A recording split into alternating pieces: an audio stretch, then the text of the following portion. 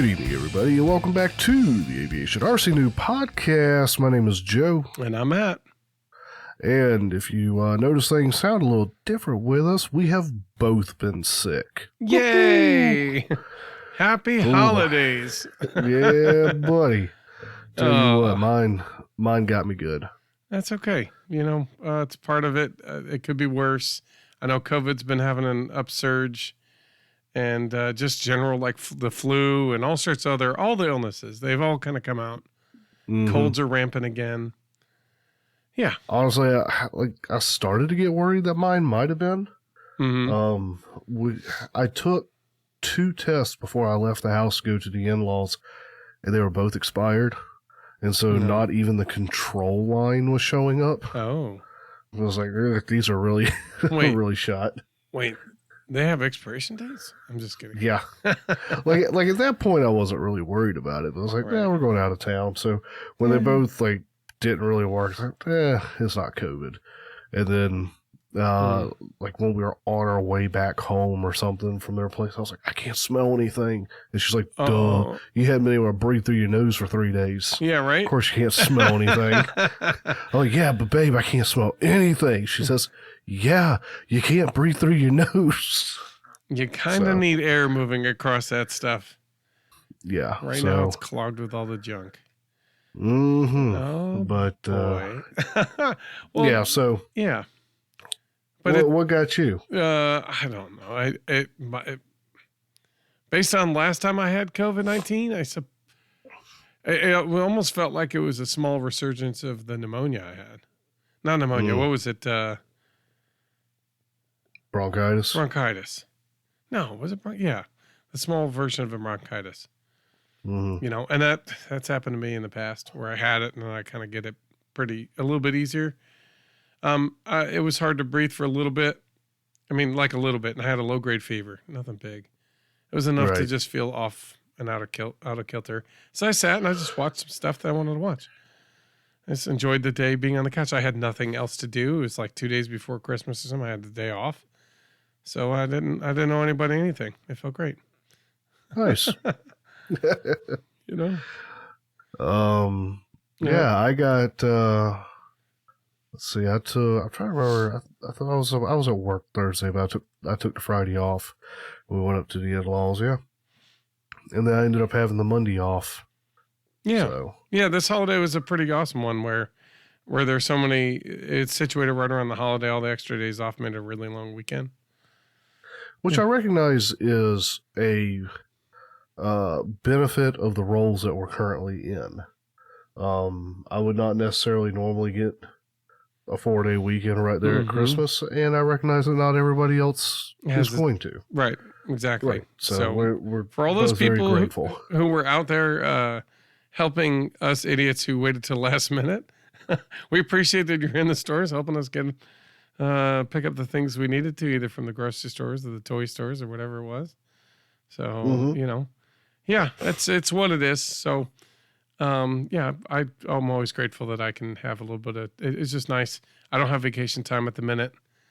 I think I have 1 day I've accrued, so not quite enough to pull it off. We did have one floating holiday, which we've dedicated for next week, or sorry, was it 2 days from now? 2 days from now. Nice. Yeah. So that was nice. I didn't have to spend the one vacation day I had. So that'd be fun. Yeah, I get to save it for next year and do stuff with it there. Yeah. Well, speaking of people that we're thankful for, you know who I'm thankful for? Every one of our listeners and our Patreons.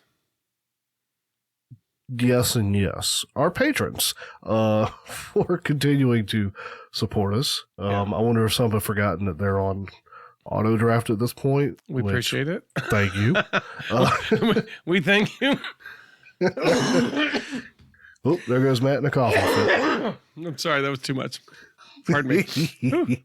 Don't worry, I might go into one myself before we're done. Oh my goodness. Yeah. So, we really appreciate it. We appreciate you guys. And during a time when, again, Matt's been covering the bill on the website, which is what at this point the patrons are going to cover. Yeah, the patrons are going to basically reimburse me for the expense. And I Right. thank you So for that. going through a time when, your work was up in the air, that was, albeit minor, it was just one less thing for you to have to worry about. Yeah. That, that was being covered. So anyway, Yeah. thank you for our patrons who continue to support us. Thank you for our community, our listeners.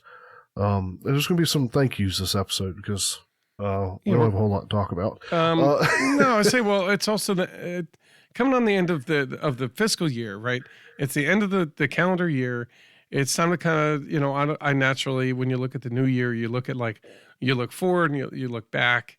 You kind of, I know we do that at the end of next month typically because that's when our anniversary is. So that's where you look as a podcast to look forward and back. But just as people, God, we're coming up on 3 years. I know. Can you believe it? That's exciting. We got to have some conversations about that too. Probably actually making it even better than just like it's a normal episode. Hey, it's the 3rd anniversary episode. Yeah, we didn't plan anything. Yeah, we're glad you're here. Maybe it's finally time we roll over into season 2. We're still posting a season 1. Oh, whatever. I just figured we post our episodes all of season 1 and then we just work it. But we might go back and switch that because there is a distinct the beginning season, like you're starting in and then the second season is something different. Mm-hmm. Year 2 is less learning about everything and then more about getting involved. Yeah. So, we might do that. Yeah, and sort of what I meant a minute ago is that Matthew and I talked earlier today, and we were like, man, we could maybe talk about this or we could maybe talk about that. And so Matthew was working on compiling stuff, and we're at a point where we're, this episode, there's not going to be, as I say, a whole lot of meat in the potatoes. So for that purpose, we're going to try to keep this one shorter because your time is valuable. But we did want to come out as Christmas and New Year's and hang with you guys for a few minutes. We just don't have a major overarching topic like we normally have. And we've both been sick, so I know we hadn't been getting a whole lot done in the hobby. Right.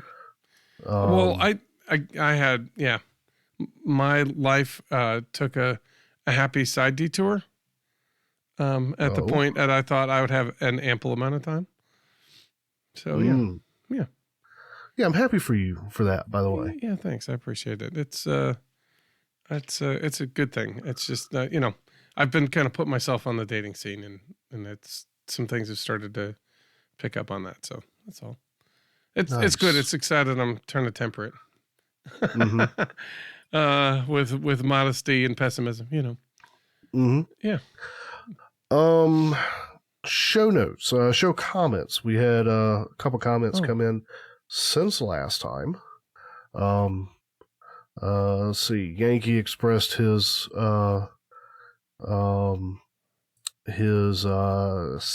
happiness to have had Dan on the show. He said, I saw Dan in the flight test store at Flight Fest 2022 last June, and I said hi.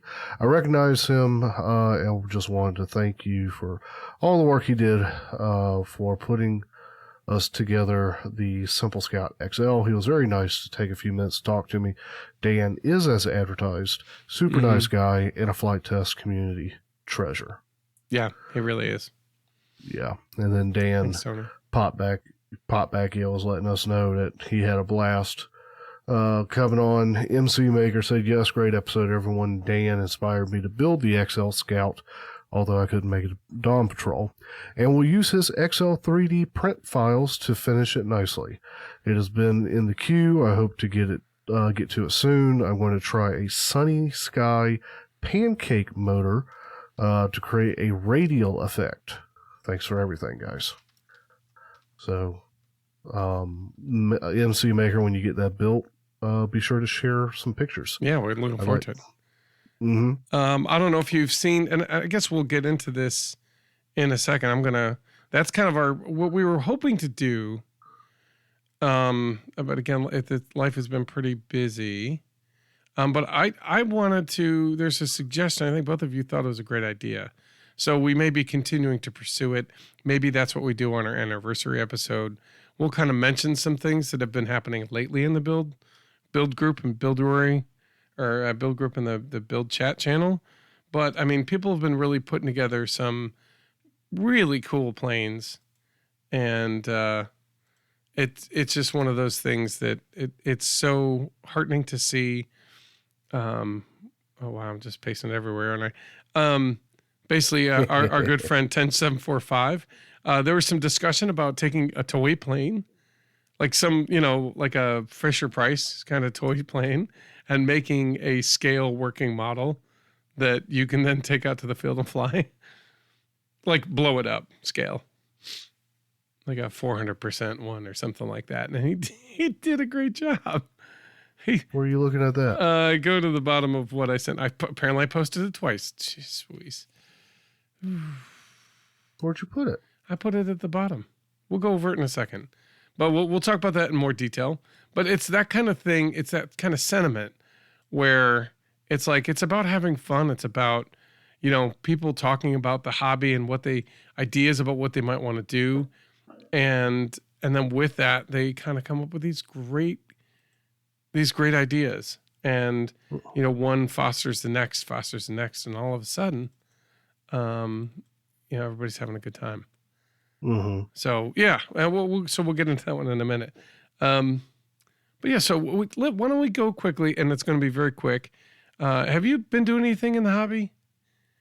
No. You've been coughing and yeah, I've been coughing and hacking up a lung. No, other than watching a Discord. I got the Flarkin pulled out ready for this weekend. So we got the build party this weekend. Oh, good. Yeah. Good. I want to see you finish that. Yeah, and I will be here. Current plans, my wife will be out of town with her brother for New Year's.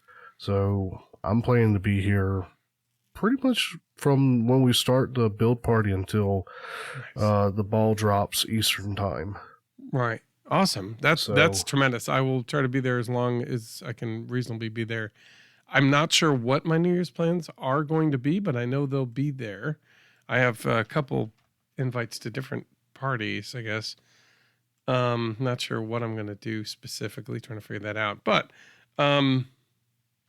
where's it going with that? But I'll definitely be there for a good long while. We have at the field, we have a potluck New Year's gathering. Mm-hmm. And so I definitely want to bring out a couple planes to that. What I'd love to do is fly them during the week, like as in the next couple days, so that they're actually ready to go officially. And I know they fly okay, and bring them out and have some fun with the guys out at the field. Nice. Yeah. So I'm eager to spend plenty of time, getting a bunch of those things finished. When do you, I don't know, maybe you and I need to look at when your field has things going on. Sure. Well, this New Year's, you want to come up for New Year's? It's New Year's Day. Which is what, Sunday? Yeah, I guess that's not Jesus. I'm like, what day is New Year's? Oh my God, I should know this. Yeah, it is Sunday. Yeah, it's Sunday. No, you're busy. I'm already committed at the church. Okay, but no, I will make a point to make sure you know of our events as early as I can get them to you, so that way maybe you and I can join up with them to do stuff. And if we have Yankee enough heads up, yeah, he can. I don't think he's the only one. So I've actually had a couple people, and maybe as listeners, give us some feedback as to say what you think. Muttley on our forums. Now I'm going to blank on his name every time I do. The guy who was with us when we were camping at Flight Fest. Oh my God, what's the matter with me? Ethan, thank you. Ethan Jacobs. He asked me, he's like, hey, have you ever thought about doing an in-person build night? Like, I don't know, rent a room or something. And I told him, I said, actually I was just talking to my rec center that I have my kids, go to. They're all about community. I can't tell you how many times the director at that one has come to me and said, hey, look, if you've got a community idea, just pitch it to me. We'll see if we can get it to do something. And I told him, I said, I'd love to start an indoor flying league. even if it's just for like, from October to whenever it goes dark, right? Like from that time to that time. I know that it's also the time that the basketball court gets used a lot, but even if it's on like a weekend day where nobody's there, right? Like whatever, we pick a time, it'd be like an hour or two, and we just do that. And I said, and then we could follow it up with build nights, for the community where we go and build the planes that we go fly in the gym. And then I can kind of teach kids some of the flight test methods for new kids, kind of get everybody at least in. But I mean, we'd have to kind of tailor them towards the light indoor style flying. But it could foster something that then brings young ideas, young kids into this hobby, And you don't need permits for indoor flying. That's nice. You don't need anything. You just got to show up and have it, as long as they're okay to have you. Okay, I could see that for an in-person build party, because right. Try to do like our kind of build parties with our folks. Well, okay, so then the other thing was, just like Yankee has said, hey, it's like, man, why don't we just have have a day where like everybody who wants to comes down your field, and we just have a fly-in, like as the Aviation RC Noob fly-in at like see if you can get your local field to host it or something like that, and we'll see what happens. And if nothing, it'll be just a couple of us, Yeah. And then that's when I was telling Mr. Jacobs that I'm like, we could set it up where I could have the build night on like the previous day to the fly-in. We all meet up at the rec center for like 3 hours and build, right? And just have a build night the prior night. And then we meet up at the field the next morning and have a fly-in. So it's a way to have a reunion, have a thing, have the fly-in at the local field. But again, it's for whoever can make it. And I'm not expecting it would be like tons of people, but we've had interest, Dave, for example, he's already said, he's like, dude, if you need me to come, I could come down. And Yankee Mike is always interested, and Ethan is expressed interest in driving up just because it would be fun to build together. Wasn't there a buzzsaw or something in my area? Yep, Buzzbomb, I believe. Buzzbomb. Who lives your way. And I know there's a guy in Maryland who we talk to, we get to build with every once in a while. He's not far away. I'm sure he wouldn't, if he was interested in doing that kind of thing. There's people that we don't even hear about who may be up for coming in, and even if it's just a little bit more of a crowded day. Okay, then let me beep public service announcement. This is not an announcement of any such event. Not yet. If you are interested, speaking to our listeners, yes, if you're interested in this idea of getting together in the Fayetteville, North Carolina area, because we don't know, we know a couple people who are in the area, but if you are in the area, and we don't know where everybody is, if you're in the area or that's a trip for some reason you want to make, email us, hop in Discord. There's a show notes or a show comments channel. Yes, show comments. Use that to reach out to us. Use the contact us form on the website. I know we always say, hey, reach out to us, let us know what you got going on. But seriously, if this is something you'd be interested in, let us know how many folks are out there who are nearby. We may do this anyway, for those who are close. Right. Like I go up and hang with Matt for a weekend and we do something. But if you're close enough or willing to make some drive and you are interested in that, let us know. Because then if we decide to do it, we've got an idea of a scale of what we're looking at. Right. So please take the 15 minutes probably it would take to go through whatever process you decide to go through to let us know. Yep. Do us that favor. Email. Hey, Joe, how can they email us? Send it to aviationrcnoob@gmail.com. Yeah. Don't worry about the others right now. Oh my God. Yeah, if you want to do it that way, or you could go through Discord, like Joe mentioned in the show comments. That'd be both of those will be wonderful to hear from you guys about that topic.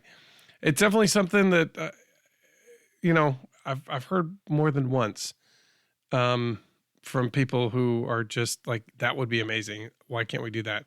And my thought is if we could do it a couple months before Flight Fest, it'd be a way to test some ideas or maybe get an idea rolling to enact if we get to visit up there too.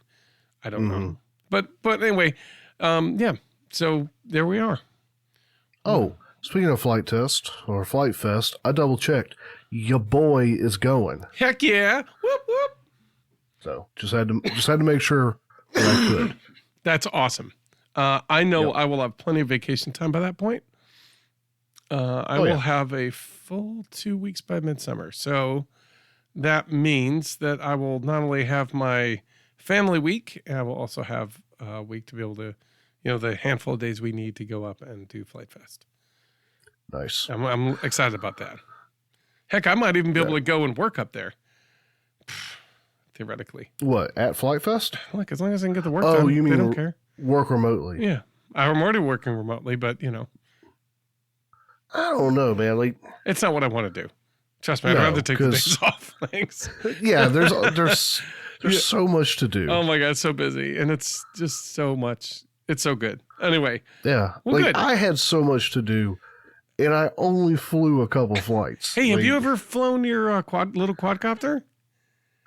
The Tiny Whoop? Yeah, man. I've flown it like once. I mean, that is something I need to get out. Okay, it's Christmas. Oh, pretend you got it for Christmas. Oh, you got to take it out and play with it. Oh, look at this Christmas gift. Look at this. Yeah. I better do it. I'd love to hear more about you flying it around the house. I think it'd be fun. Maybe tomorrow I'll try to get it all and I can bring it up with me. Okay, cool. Yeah, and I'll pull it. I know I've got two that are about that size. I'll see if I can get one of them working. I can't remember which one. One of them works really well, and one of them doesn't. I think I busted a motor or something. Tonight's a Tuesday, Thursday. Actually, tomorrow. Yeah, tomorrow night. I'm heading up to your place because we're doing D&D on Thursday. And then all Thursday. Yeah. But we're still recording remotely, so go figure. Yeah. Nope. We had to. I'm just going to leave it there. It worked out all for the better that way. That's right. That'd be good. Okay, well, cool. All right. So now that half of those squirrel moments are over, I was going to say, I think we've got enough potatoes. You want to give us a little bit of meat? Okay, sure. Let's talk about our Discord. Next build night will be December 31st from 11 to 3 on the Discord. Go to the Build Matt, Party channel, and we'll be there. That's the day this episode comes out. I know. Get in there. Hurry up. You don't have much time. Yeah, Joe's sitting in there waiting for you right now. Joe's waiting for you right now. I can almost guarantee you that. And I'm probably there if you hurry. Don't wait. Act now. Call today. Operators are standing by. Please. Give them something to do. Oh, boy. Okay, here's some more meat. One of the things that has been going on in the hobby, that some of the more updates with the FAA regulations and things like that, there have been two new community-based organizations that have been designated. The Flight Test Community Association, which is a community association based for non-AMA flying styles. Little foamies, build something, go out in your backyard and fly it, right? They want to give you a set of rules that you can be safe in getting started, getting in and flying, and hopefully be able to help you do that in your backyard or wherever you fly. They want to help you get that to be designated as a FRIA. And the whole point is they wanted to get you in on that. Now, and also the FPV Freedom Coalition, which is more quadcopter based flying rules, they have a different rule set because they're like according to the remote operations requirements under the FAA as it currently stands, basically you need to do line of sight flying first. You have to prove proficiency in line of sight flying before you fly remote, right? Before you fly FPV, first person view. The problem with that is if you're a quad builder, you basically build the quad, you get all the things going, you hover it, make sure nothing's going wonky, maybe do a little wiggle back and forth, but you're not doing a circuit. You're just making sure it's functioning. And then you put on the goggles and then you go fly. Because that's the only real way to fly a quadcopter line of sight. They're just too small, most of them, especially the racing quads. They're so small that once they get out about 100 feet or 150 feet, good luck telling if it's going front or back or side or left or what. Could be upside down. You don't know. I mean, you have a DJI. You have the button that says it's always level. I was about to say, I don't have to look guess at the in thing. the case of those Acros, and those models have that too. But what they do is that's not how they fly, and that's the point of their rule set. Is we know you don't fly this way. These rules that the FAA has, or that the AMA has, is perfect for established clubs flying medium to large size, like park jets and bigger, and doing all that kind of stuff. That's a different style of flying than quadcopters, which is a different style of flying for the most part to foamies when you're getting started.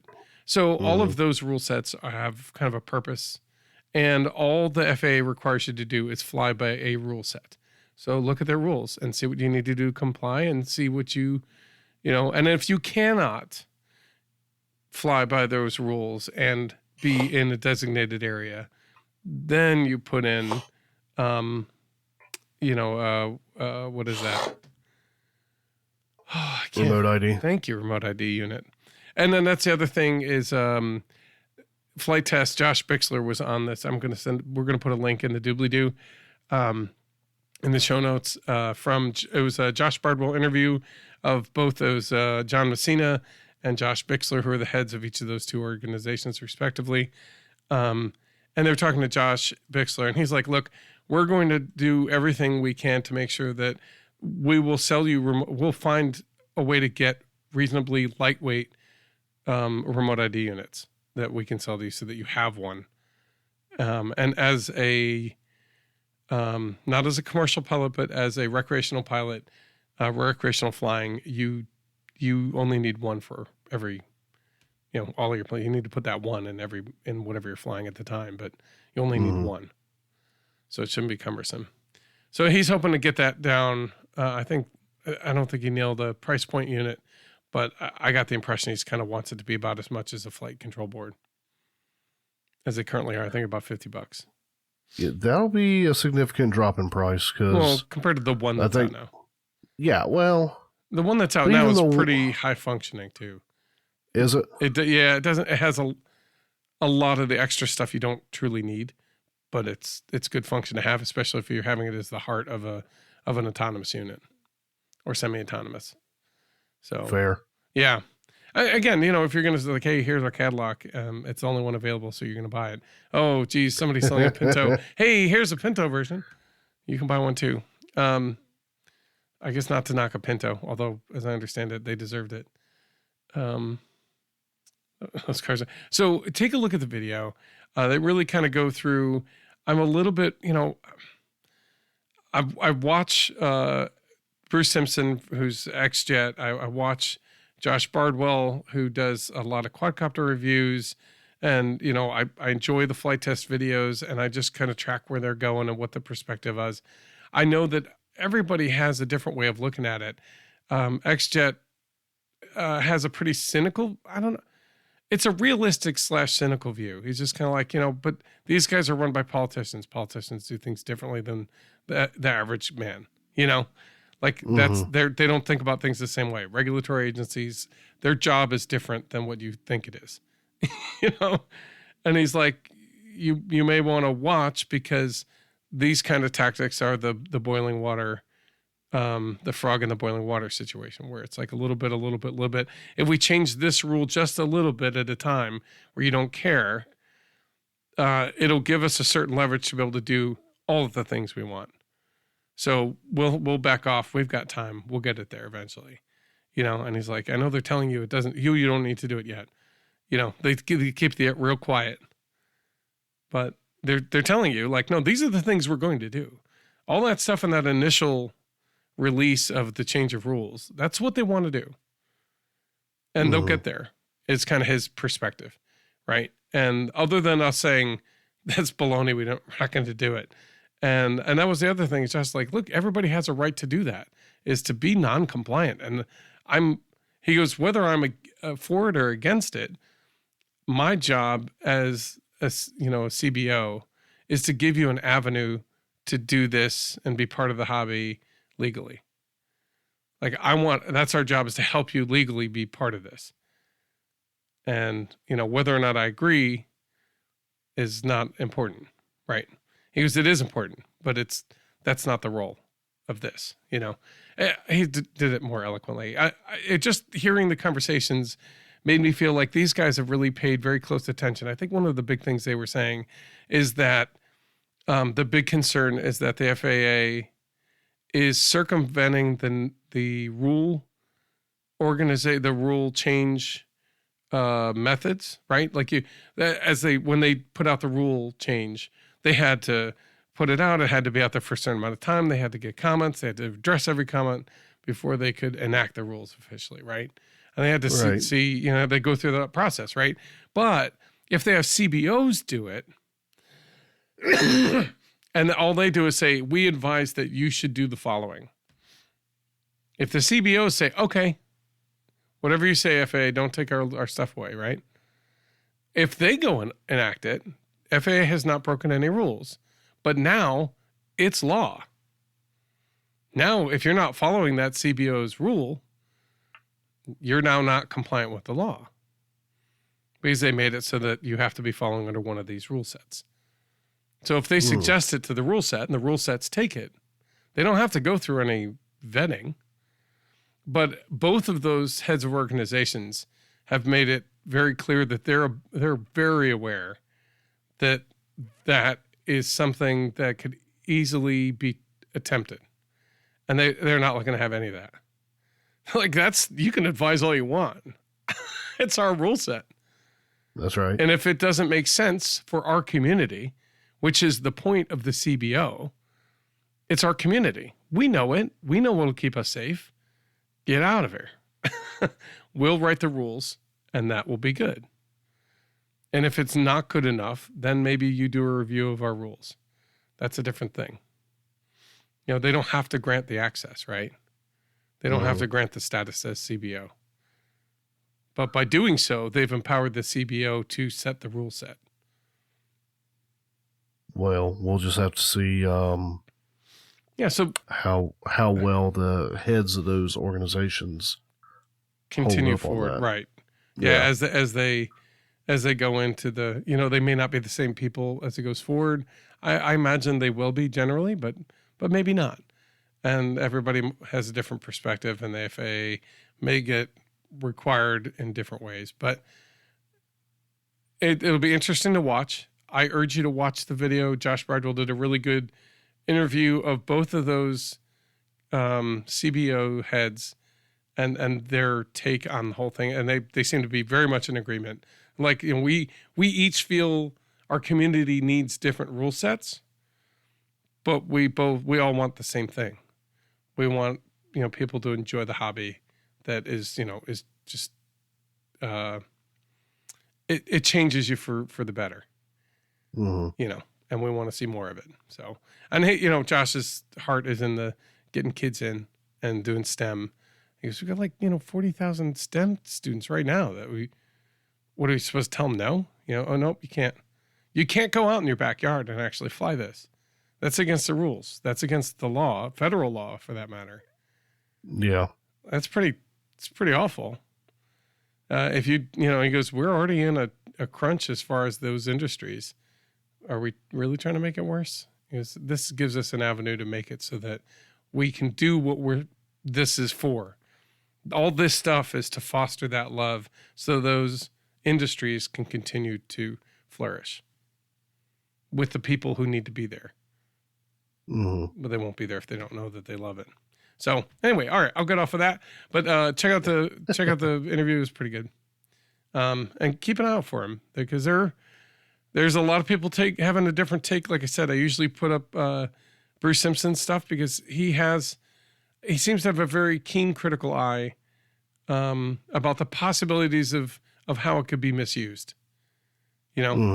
And I think it's healthy to at least consider that it's quite possible. So just, one of those, be aware. All right. That's all I got for now. Well, thank you. Yeah. So I suppose we go into the history that I prepared as much as I could. Well, thank you. Yeah. Yeah. Well, it's a really cool, what I was really trying to find was, I thought I had seen, because this plane just screams out, make me out of foam board, if I've never seen any other kind of plane that does that. And there's a couple models that they're built out of foam board or built out of fanfold foam and stuff like that. And they're tremendous. They look amazing. And we're talking about the F-117 Nighthawk, which is the stealth fighter. Which, seeing it from like not to be ground level front on, that is not what I thought it looked like from the ground. No. I'm used to seeing it from above in the air. Yeah. It's basically a flat diamond-shaped plate, kind of. And then it's ugly on the ground. Yeah, and it's a triangular bump on the top. Very faceted. Large flat areas. And that's actually, and we'll get into why. But don't be confused, though, with the famous painting by Edward Hopper called Nighthawks, and done in 1942. It is also a Nighthawk, but that's not the one we're going to talk about. I know a lady who could probably talk to you about it for 20 minutes solid. Because it is enigmatic. Very interesting. You should look at it. If you haven't. But we're talking about the fighter aircraft. So let's go through some basics on it. So I'm going to do a general overview and kind of talk about some of the things I picked up from either different, YouTube documentaries, because it's well documented. And that's the other thing is, now that it's so far out, it was super secret at the time in the Skunk Works division of Lockheed Martin. And so there's a lot to learn about. Like, there's a bunch of documentaries on this craft alone. So don't hesitate to go look at them. I'm going to kind of breeze over a couple interesting parts to it. And then I'm going to go, I listened to a podcast that one of our listeners turned me on to, Fighter Pilot Podcast. And one of their guests was an F-117 Nighthawk pilot. And he talked about some of his missions, which was really pretty cool. And about what it was like to fly this kind of stuff. Because it was they used it during Desert Storm. And I can't think of the other operation that was right there at the same time. Oh my God, I'm useless tonight. Anyway, so Desert Storm, and then it was like Desert something, and I should know better. It was like I was worried about my brother going off to war during that time.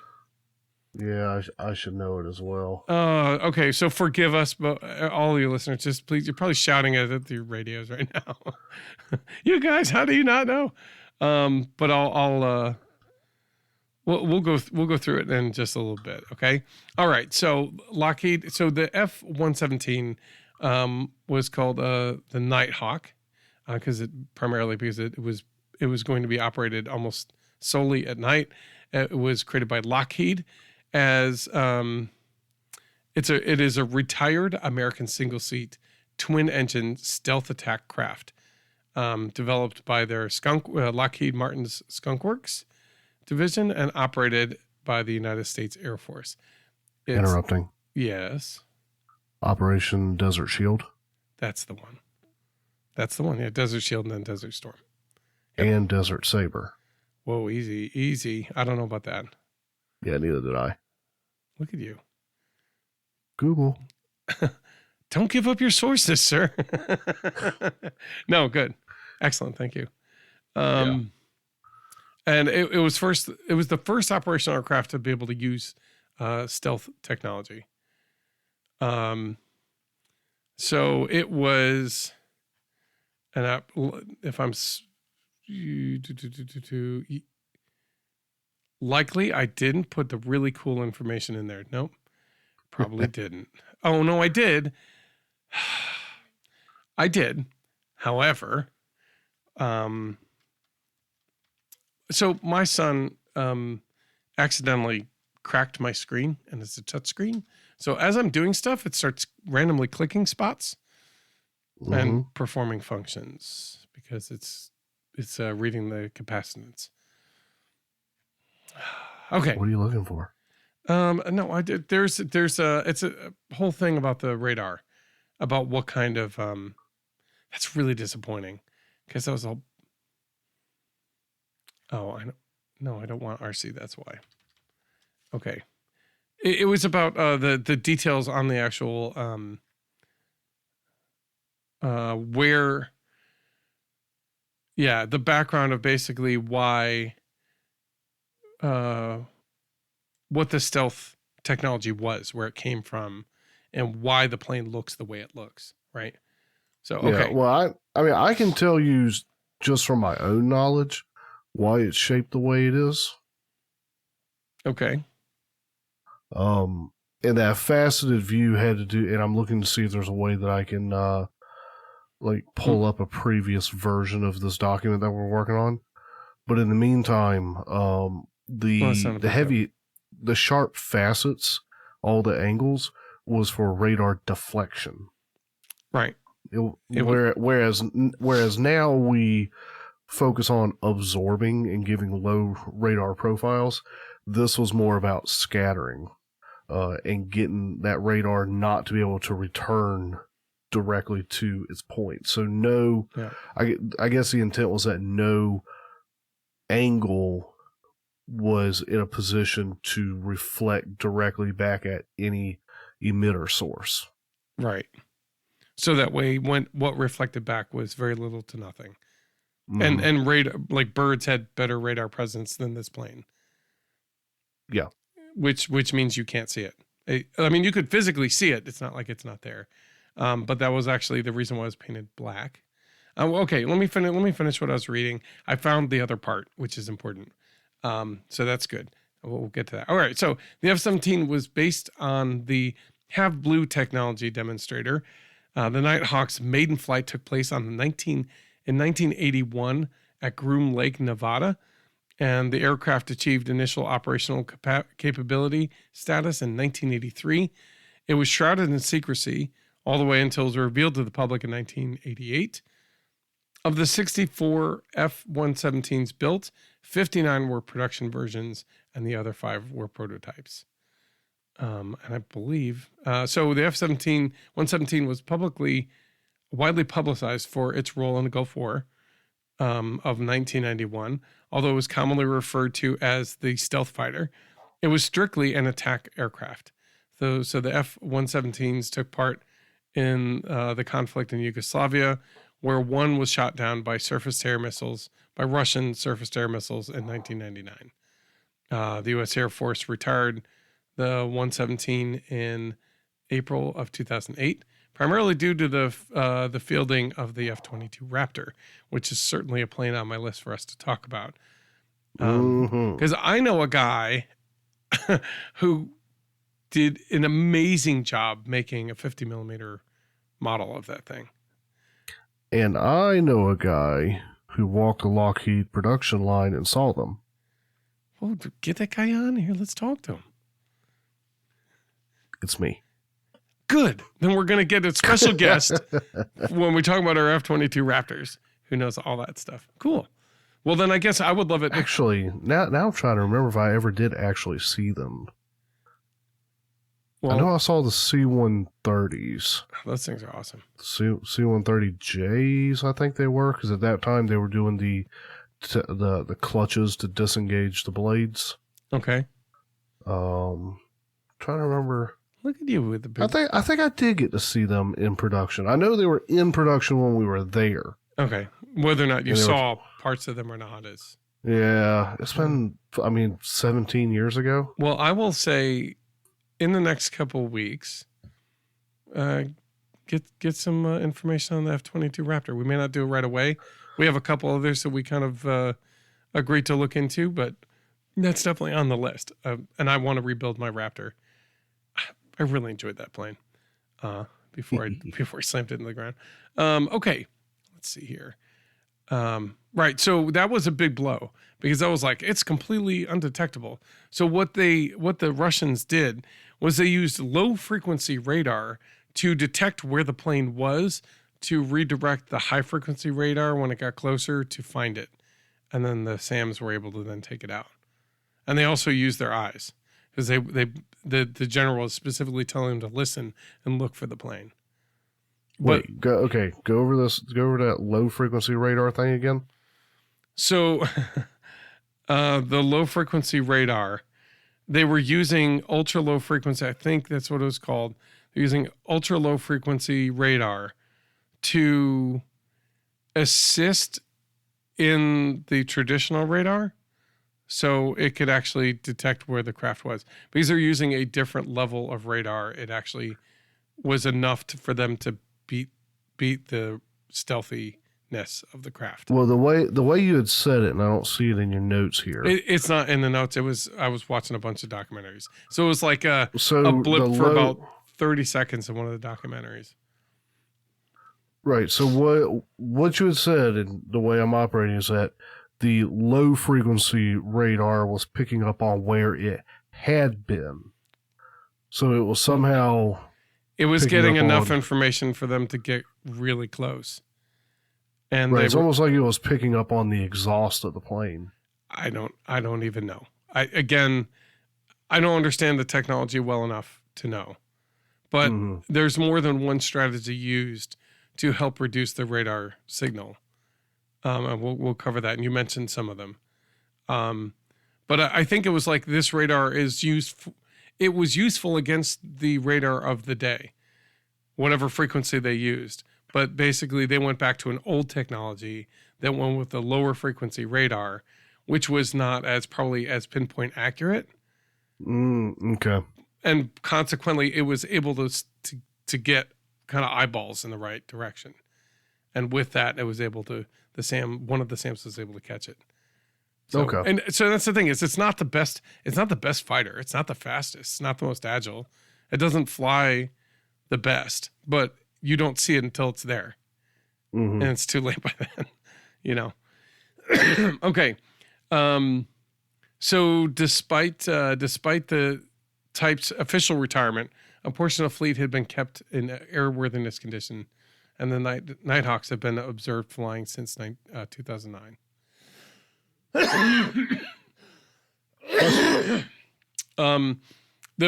So what they were trying to do was to deflect the radar. They used flat angular surfaces to reflect radar waves. Radar absorbing ionizing ball paints. They are magnetically charged to capture some of the radar returns. And then they also had a smaller exhaust ports. And they also put, I think, it was like fire-resistant bricks as well to line the port. So it reduced the infrared signature on the plane itself and some of the exhausts. So it reduced the heat of some of the exhaust to reduce the infrared signature. So it was designed so that it was hard to see by most traditional remote sensing methods. Right. And it also made it so that the surface-to-air missiles, if they're locking on for infrared signatures, and actually set it so that the exhaust was basically, it would gather past the back of the plane, as it were. So the hot spot would be behind the plane, which means the surface-to-air missiles would be going at the wrong spot, slightly.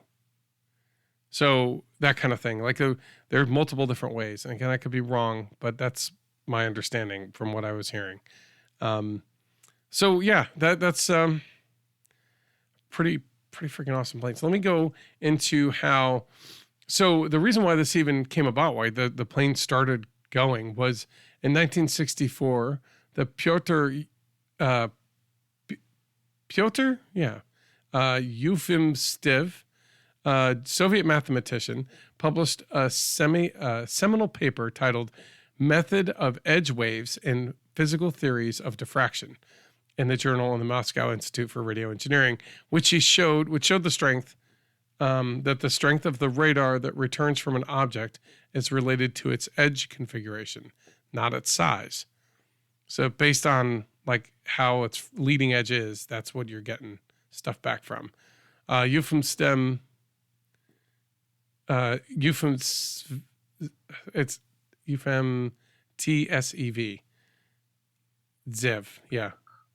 I don't Euphem see Zev. him in the notes, so you're reading off something else. I am. I can put it in the notes so you can see it too. There we go. Wow. Yeah, there it is. That's a name. Yeah, it's a name. Euphem Zev. Yeah, Euphem Zev. Was extending theoretical work published by the German physicist Arnold Sommerfeld. He demonstrated that he could calculate the radar cross section across a wing's surface and along its edge.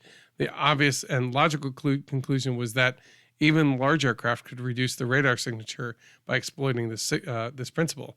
However, the resulting design would make the aircraft aerodynamically unstable, and the state of the computer technology in the early 60s wasn't enough to be able to actually to provide the kinds of flight computers which would need to be able to allow aircrafts like the F-117 and the B-2 Spirits to stay airborne. So they had to be fly-by-wire, as in there was a flight controller basically assisting the pilot. Mm-hmm. So the flight controller would be constantly making adjustments, and the pilot would generally tell the plane where to go. And the plane would do it, but it would always be being adjusted by the flight controller. But it needed, computers are fast enough and powerful enough to be able to do that kind of thing. By the 1970s, when Lockheed analyst Dennis Overholser found his paper, the Euphem Stev's paper, computers and software had advanced significantly, and the stage was set for the development of the stealth airplane. And they ended up putting about the color of the airplane. Apparently, the black is not the most ideal color. I think we've talked about this. Reason why the Black Widow is glossy is that's harder to detect than matte black, right? Because you want the highlight points to mimic stars, right? Sure. But they found that that's not the most optimal color for blending into the night. They found that it's more like a pastel-y blue gray, which is the color of that first one that you see from the ground. But apparently no fighter pilot worth their spit was going to get in a sissy pastel colored plane. So they painted it black. No. Yeah. No. Apparently. It sounded like, I think the interview that they had like a little clip, and it was basically one of the designers was like, yeah, we told them what they needed. And then it was quickly vetoed to like, no, paint it black. It's like, okay. What? Yeah. Yeah. Why would you overrule? Because I don't think they really cared about being seen as much as anything. They felt like black is good enough. Okay. And if you got a bunch of pilots like, I'm not flying the blue egg. I'm not flying the robin's egg. No thanks. Okay. Fair enough. Apparently some of the first ones that were built had smaller tail fins. They didn't realize that it made it very unstable. They actually extended the tail fins from the prototype models. They used to call it the waggly, what is it? The galloping goblin or something like that, where basically the tail would wiggle around, and it just, they didn't like that. But yeah, there's a lot of other really, they have very interesting intakes. Those intakes are designed so that radar doesn't go into them, but air does. And let's get into some specs. But yeah, that's kind of odd sounding. Yeah, we'll get into the specs, and I'll tell you about the thing I thought was just putting your mind in the mind of the pilot who's trying to fly this mission, right? And I'll talk about it briefly. He talks about it in greater detail. We'll put a link to it. But let's go through some specifics. It is a single man crew. Its length is 65 feet 11 inches, or almost 66 feet. The wingspan is 43 foot 4 inches. The height is 12 foot 5 inches. The wing area is 780 square feet. Its airfoil is a lozenge section, 3 flats upper and 2 flats lower. So I don't know where. I'll have to see if there's I'll have to look into that link. The empty weight was 29,500 pounds, and the max takeoff weight was 52,500 pounds. The power plant was 2 General Electric F404 F1D2 turbofans engines. They had 9,000 pounds of force of thrust each. So that's 20,000 pounds. So that's a 1 to pounds. Yeah. That's not a lot of thrust, right? I'm looking at it. It's not like a 1-to-1 or anything. Two General Electric turbofans. Yeah, it's 9,000 pound. Yeah. It'd almost be like a 5 to 2 or 2 to 5 thrust ratio. Its max speed was almost 600 knots, 684 miles per hour, which is Mach 0.92. Okay, so this thing wasn't going to pitch up in unlimited vertical. No. Yeah, I mean, it could, but yeah, could. I get with that power plant. No. Yeah, I suppose not. Right. So it wasn't a crazy bird, right? Its range was 930 nautical miles. Service ceiling was 45,000 feet. The wing loading was 67.3 pounds per square foot, and its thrust to weight was 0.4. Ah, yep, there it is. There it is, yeah. Now, the thing I found interesting about this was that it had only 2 internal weapon bays with 1 hard point each. So it had a total of 2 weapons. That's it. And they were equipped to carry, let's see, the GBU-10 Paveway 2 laser-guided bombs with and basically different blast radius or blast power warheads on it. But they were basically all the laser-guided bombs. So they would drop these bombs and then basically fly them in to do a precise strike, and they would get the heck out. Before anybody knew what was going on, it was already too late. They were gone. Now, when you look at those, though, based on the size, they had and this kind of brings us into, and it could carry a nuclear bomb, the B-61 nuclear bomb, if it had to. Yeah, they had, let's see, the GBU 3031. It's a GPS-guided munition, but basically same kind of, 2,000-pound blasting frag penetrating warhead, some massive kind of get in there bunker buster kind of deal. So this kind of brings into the story. So the fighter pilot's talking about his service and his career, and that he flew this plane. They were talking about some of the weirder, it's not each plane was kind of unique. None of them were really quite built the same. None of them quite performed exactly the same. Yeah, each of them was just a little, they only made, 80 of them? And they were making of them like 3 or 4 a year. So it's not like they were cranking these things out. They took a lot of, I guess, somewhat unique care to get them put together. So consequently, each one was a little different. I guess each pilot would be like, oh, so this one's a little bit more snug than the other one. Like, yeah, that one over there is even worse. So, generally they performed the same, but they had little different quirks, right? So he's flying this mission out, and I don't know if it was Desert Storm or Desert Shield. He was out in Kuwait somewhere, and he had to perform a mission where he had to release. He was flying at like 150 feet above the deck. Oh, right, and going, near Mach. He's going, pretty good speed, and he's dropping these warheads that he knows the blast radius of, and he realizes at that height, he doesn't have time to get out of the blast radius.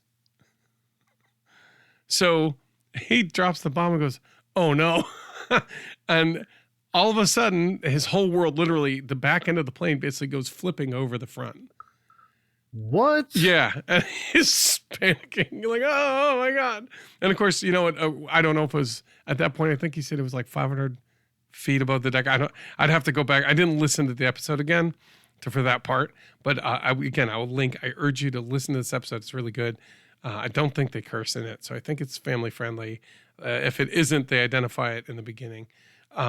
So yeah, the plane went flipping end over end like three different times. And he was able to recover. Again, the flight assistants probably helped. The fly-by-wire part probably helped him a lot.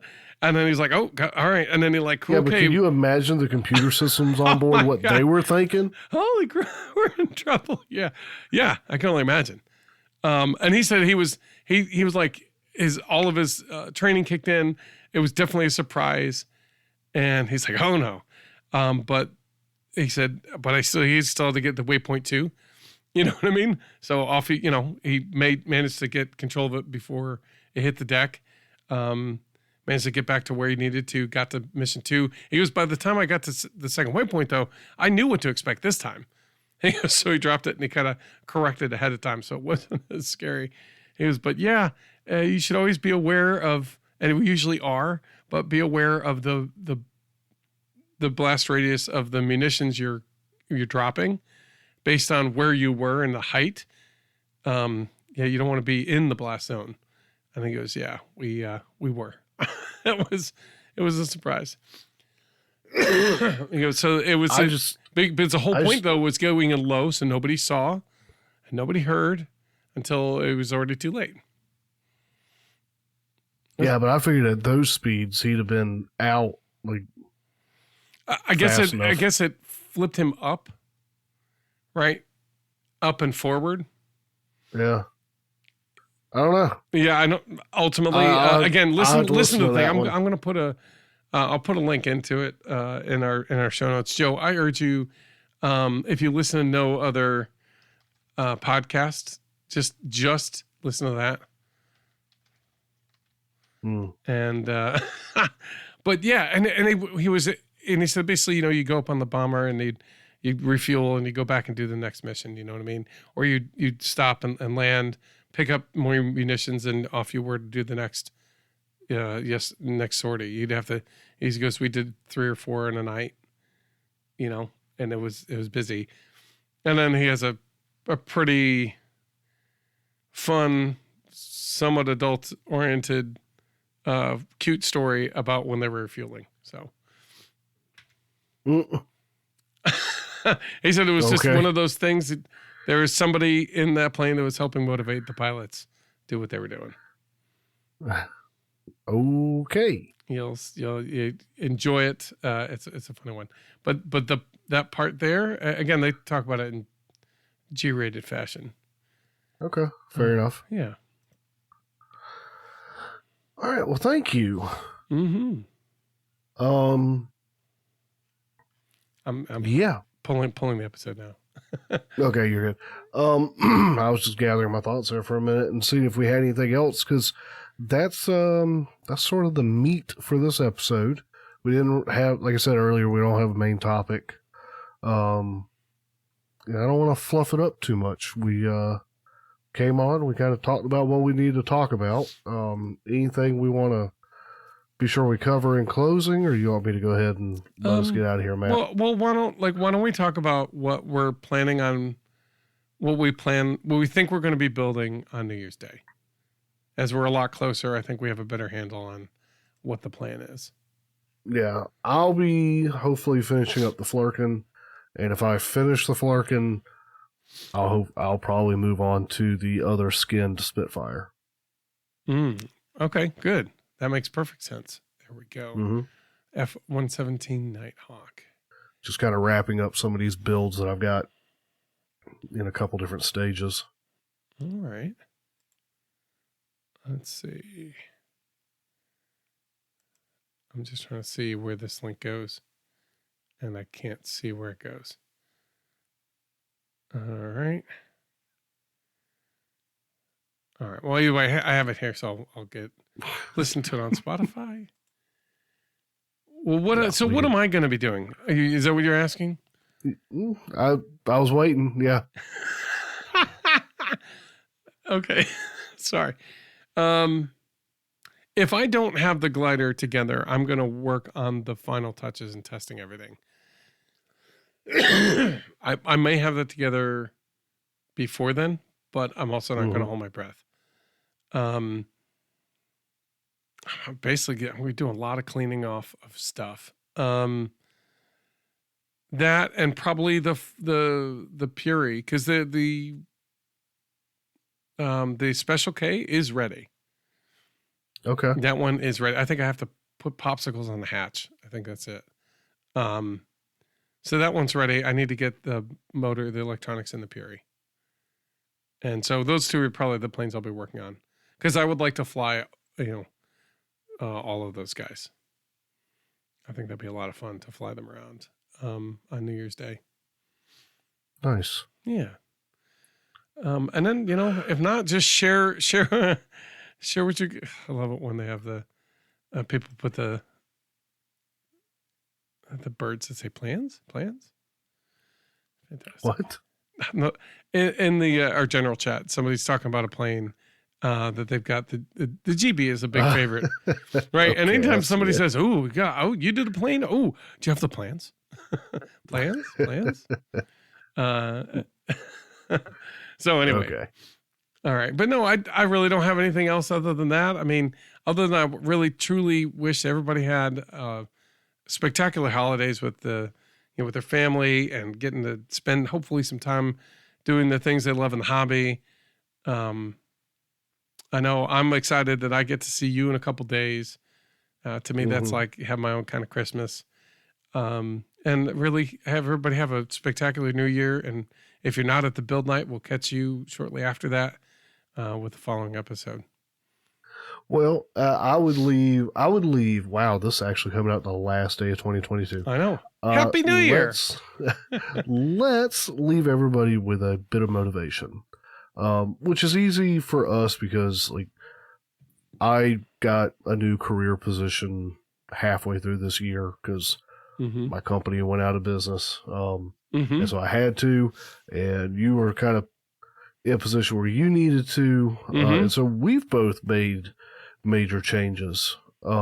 And both times were scary, and both times were what are we going to do? And both times, fortunately and blessedly, have worked out for the better. And I know so far in this role, I have aimed to do this, but going into 2023, just in your own personal world, in your life, and things going on, seize it. Seize 2023. Make it yours and do with it what you're going to do. If there's something you think you got to do or that you've been fretted, do it. Make the jump and go.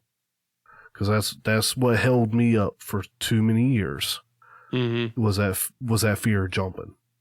Much like even people talking about having ideas that they want to try. And for example, hey, let's start a podcast or whatever. That's one that most people, the common tripping point is starting. Is getting that first step started and getting moving. Once you're moving, momentum will help. And you know what?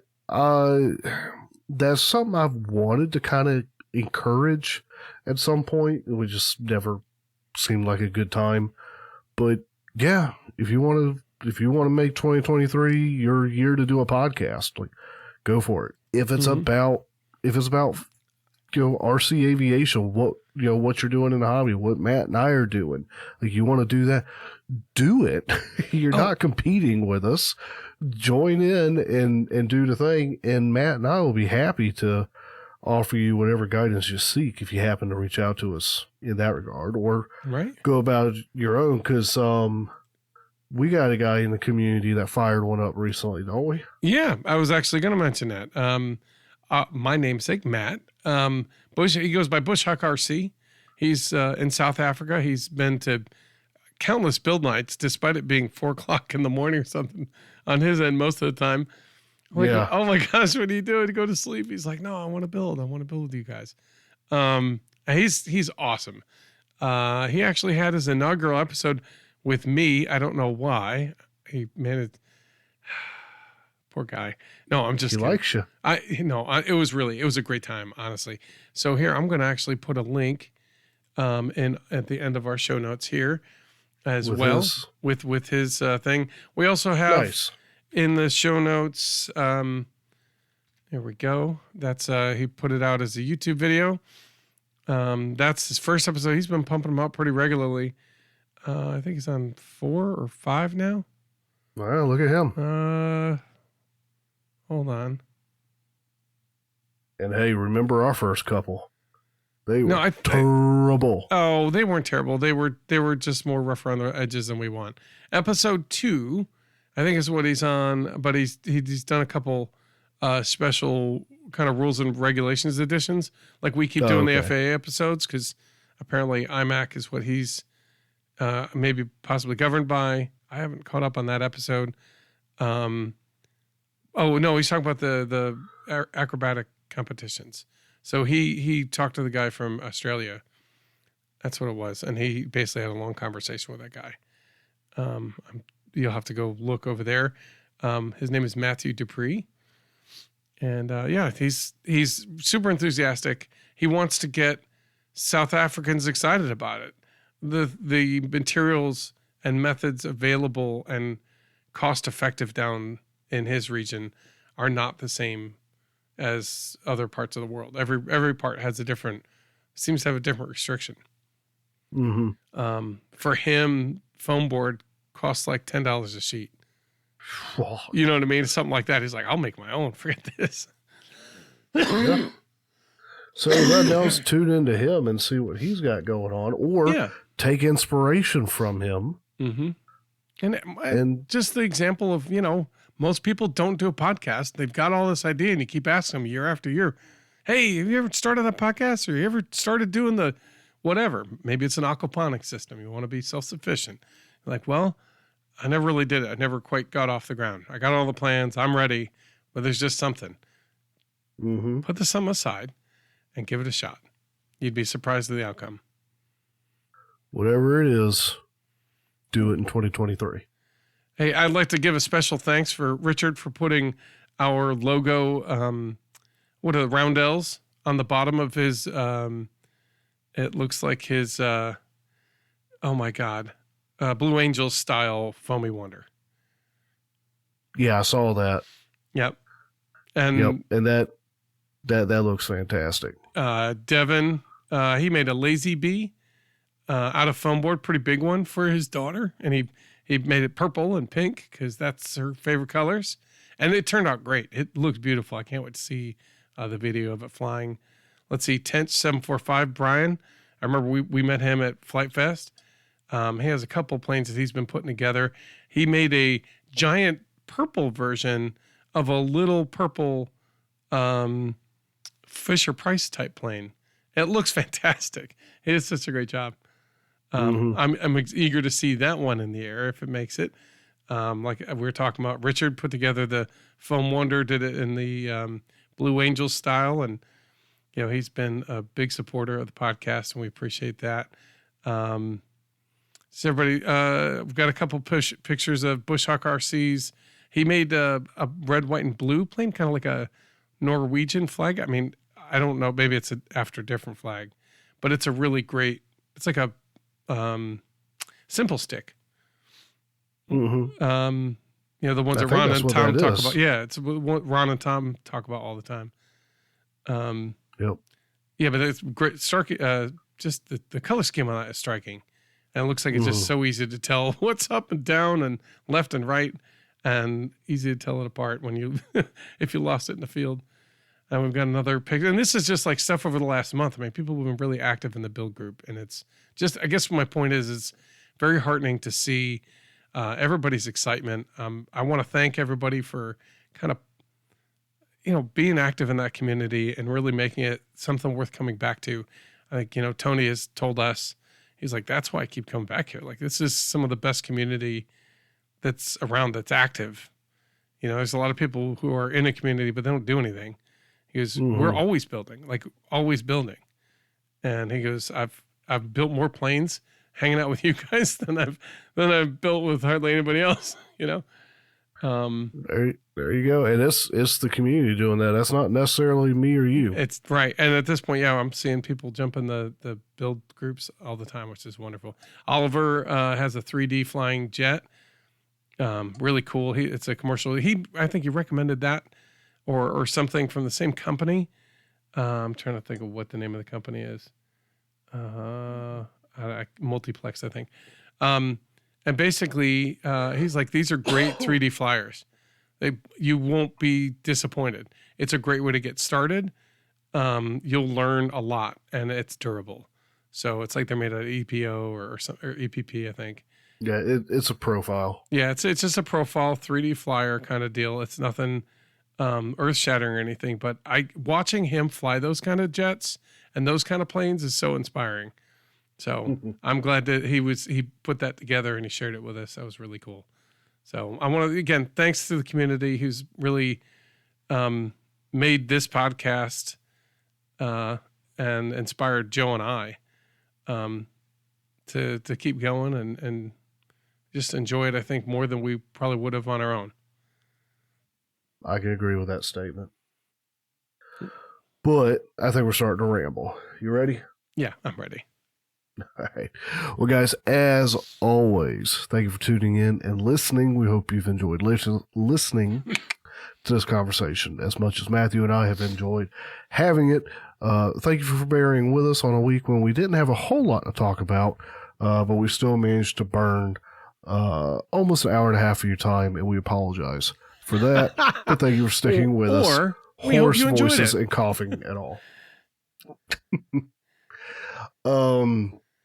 As always, feel free to reach out. Let us know if you got any thoughts, questions, comments, concerns. aviationrcnoob@gmail.com. You can reach Matthew at aviationrcnoob.com, or you can reach me, Joe, at aviationrcnoob.com. Swing by the Facebook group. Hop into the Discord server. Whatever way works best for you. 2022 is over. Goodbye. We'll see you guys in 2023. Yep. And yeah, coming up, we got 3 years. Yeah. Yay. That's crazy. I'm so excited. All right. Well, then I guess let's end this one on a Happy New Year. Happy New Year, guys. Happy New Year, guys. Talk to you then. Bye.